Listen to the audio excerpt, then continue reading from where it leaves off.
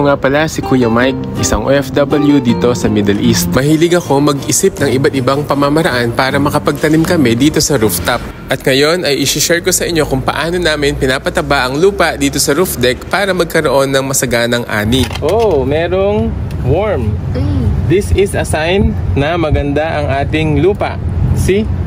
These worms help the decomposition process. Saka yung pupo ng worms, they make very good fertilizers also. Okay? So, wag natin silang papatayin. Haluin lang natin. Dito natin kukuhanin yung ating compost. Ito yung ating compost bin kung saan natin nilalagay yung mga compost materials like eggshells, mga pinagbalatan ng gulay at saka ng mga prutas.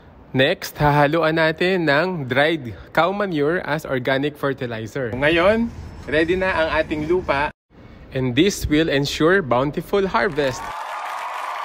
Yun po, sana na-encourage kayo na magtanim sa maikling video na to. At kung nakaabot kayo sa part na to, pwede nyo po bang i-comment kung taga saan kayo para naman malaman natin kung hanggang saan nakaabot ang video na to. At kung nagustuhan nyo po ito, pwede nyo po bang paki-like at paki-share na rin. Yun po, God bless and happy gardening. Follow us for more!